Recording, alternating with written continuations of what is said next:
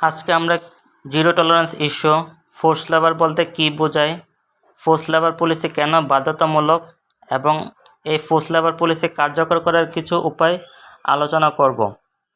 বর্তমান বিশ্বে garments, textile, sweater, footwear সহ সকল রপ্তানিমুখী শিল্পে কমপ্লায়েন্স শুধু অডিট পাস করার বিষয় নয়, এটি কর্মীদের মৌলিক মানবাধিকার, নিরাপত্তা এবং মর্যাদা নিশ্চিত করার একটি গুরুত্বপূর্ণ অঙ্গীকার।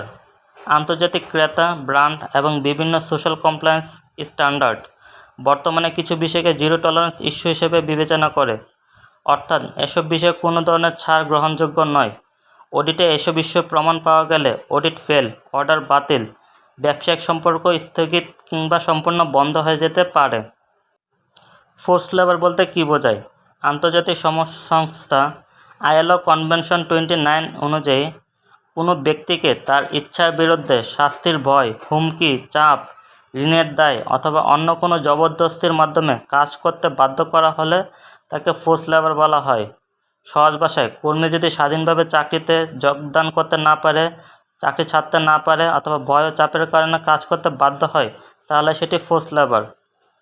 কিছু ফোর্স লেবারের বাস্তব উদাহরণ: কর্মীর NID, পাসপোর্ট, বার্থ সার্টিফিকেট বা এডুকেশনাল সার্টিফিকেট প্রতিষ্ঠানের কাছে জিম্মি রাখা, চাকরি ছাড়তে চাইলে ভয়ভীতি প্রদর্শন করা, জোরপূর্বক ওভারটাইম করানো, ওভারটাইম না করলে চাকরি হারানোর ভয় দেখানো, বেতন বা সুবিধা আটকে রাখা, রিক্রুটমেন্ট ফি বা দালাল খরচ কর্মীর কাছ থেকে আদায় করা, ঋণের ফাঁদে ফেলে কাজ করানো, কারখানা বা ডরমিটরি থেকে বাধা দেওয়া, কর্মীর চলাফেরার স্বাধীনতা সীমিত করা, সিকিউরিটি পার্সোনেল বা সুপারভাইজারের মাধ্যমে জোরপূর্বক শ্রম আদায় করা। এগুলো হচ্ছে ফোর্স লেবারের উদাহরণ। প্রতিটি কারখানার একটি লিখিত ফোর্স লেবার পলিসি থাকা উচিত, যেখানে স্পষ্টভাবে উল্লেখ থাকবে কোম্পানির অঙ্গীকারসমূহ। সকল কর্মসংস্থান সম্পূর্ণ স্বেচ্ছাসেবী হবে। কোনো কর্মীকে জোরপূর্বক কাজ করানো হবে না। কোনো কর্মীর ব্যক্তিগত কাগজপত্র জব্দ করা হবে না। কর্মীরা আইন অনুযায়ী চাকরি ত্যাগ করার স্বাধীনতা ভোগ করবেন। কোনো কর্মীকে জোরপূর্বক ওভারটাইম করানো হবে না। নিয়োগের জন্য অবৈধ ফি বা কমিশন গ্রহণ করা হবে না। মানব পাচার, ঋণভিত্তিক শ্রম ও বাধ্যতামূলক শ্রম সম্পূর্ণ নিষিদ্ধ। অভিযোগকারীর বিরুদ্ধে কোনো প্রতিশোধমূলক ব্যবস্থা গ্রহণ করা হবে না। কেন ফোর্স লেবার পলিসি বাধ্যতামূলক? বর্তমানে প্রায় সকল আন্তর্জাতিক ক্রেতা ও social compliance standard force labour সম্পূর্ণ নিষিদ্ধ করেছে। তার মধ্যে অন্যতম BSCI, SADEX, RAP, SLCP and ILO। তাহলে বোঝা যাচ্ছে আমাদের ম্যাক্সিমাম প্রতিষ্ঠানে এই ইন্টারন্যাশনাল বায়ার এবং সোশ্যাল কমপ্লায়েন্স অডিট বিদ্যমান। তাহলে যদি ফোর্স লেবার থাকে তাহলে আমরা এইসব বায়ারের অর্ডার হারাবো এবং আমাদের অডিট ফেল হবে। তাই আমাদের ফোর্স লেবার পলিসি বাধ্যতামূলকভাবে টানাতে হবে প্রতিষ্ঠানের সব জায়গায়।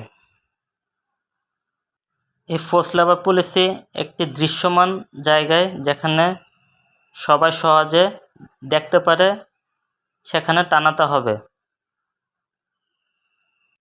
এবং এই ফোর্স লেবার পলিসি বাংলায় এবং ইংরেজিতে লিপিবদ্ধ হতে হবে।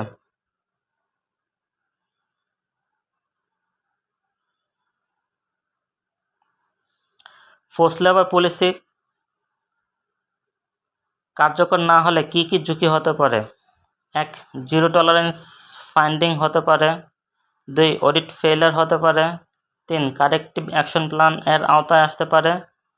4. বায়ার ওয়ার্নিং লেটার পেতে পারে। 5. অর্ডার সাসপেনশন হতে পারে। 6. বিজনেস রিলেশনশিপ টার্মিনেশন হতে পারে। 7. কোম্পানির সুনাম নষ্ট হতে পারে। 8. নতুন ক্রেতা পাওয়া কঠিন হয়ে যেতে পারে। 9. আইনগত জটিলতা সৃষ্টি হতে পারে। 10. কর্মীদের মধ্যে অসন্তোষ, টার্নওভার ও শ্রমবিরোধ বৃদ্ধি পেতে পারে। এ নীতি ভঙ্গকারীর শাস্তি কেমন হওয়া উচিত? কোনো কর্মকর্তা, সুপারভাইজার, সিকিউরিটি স্টাফ অথবা কর্মচারী যদি ফোর্স লেবারের সাথে জড়িত থাকেন, তাহলে প্রতিষ্ঠানের শৃঙ্খলা বিধি অনুযায়ী ব্যবস্থা গ্রহণ করা উচিত, যেমন verbal warning, written warning, show cause, final warning, suspension, termination, প্রয়োজন হলে আইনগত ব্যবস্থা, অর্থাৎ কোনোভাবেই এই ফোর্স লেবারের সাথে জড়িত ব্যক্তিদের ছাড় দেওয়া যাবে না, কারণ একটি ফোর্স লেবার একটি প্রতিষ্ঠানের জন্য কলঙ্ক।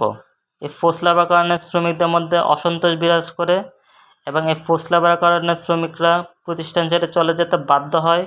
এই ফোর্স লেবারের কারণে এমপ্লয়ি টার্নওভার বৃদ্ধি পায় এবং প্রতিষ্ঠানের খরচ বৃদ্ধি পায়।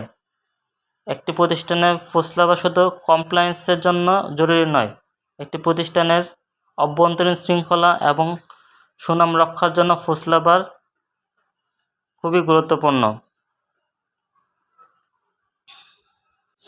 যে কারখানায় ফোর্স লেবার যত কম, সেই কারখানায় শ্রমিকদের মধ্যে তত সৌহার্দ্যপূর্ণ সম্পর্ক এবং এফিসিয়েন্সি বৃদ্ধি পায়। ফোর্স লেবার পলিসি কার্যকর করার জন্য কি কি প্রয়োজন? 1. Management commitment.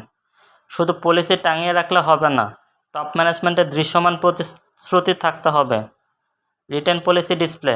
বাংলা ও ইংরেজি ভাষায় নীতিমালা দৃশ্যমান স্থানে প্রদর্শন করতে হবে। Recruitment process control. কোনো ধরনের রিক্রুটমেন্ট ফি বা দালাল খরচ গ্রহণ করা যাবে না। Freely chosen employment. কর্মীরা স্বাধীনভাবে চাকরিতে যোগদান ও চাকরি ত্যাগ করতে পারবেন। Freedom of movement. কর্মীদের চলাফেরার স্বাধীনতা নিশ্চিত করতে হবে। Voluntary overtime. সকল ওভারটাইম সম্পূর্ণ স্বেচ্ছাসেবী হতে হবে। ওয়ার্কার অ্যাওয়ারনেস ট্রেনিং বৃদ্ধি করতে হবে। সুপারভাইজার অ্যান্ড ম্যানেজার ট্রেনিং বাড়াতে হবে এবং সবাইকে সচেতন করতে হবে। কোম্পানির একটি ইফেক্টিভ গ্রিভেন্স মেকানিজম তৈরি করতে হবে, যেখানে সকল শ্রমিক নিশ্চিন্তে তাদের গ্রিভেন্সগুলো প্রতিষ্ঠানকে জানাতে পারে। সাজেশন অথবা কমপ্লেন্ট বক্স। যে কোনো অভিযোগ যাতে গোপনে একজন শ্রমিক জানাতে পারে, সেই সুযোগ থাকতে হবে। Worker interview.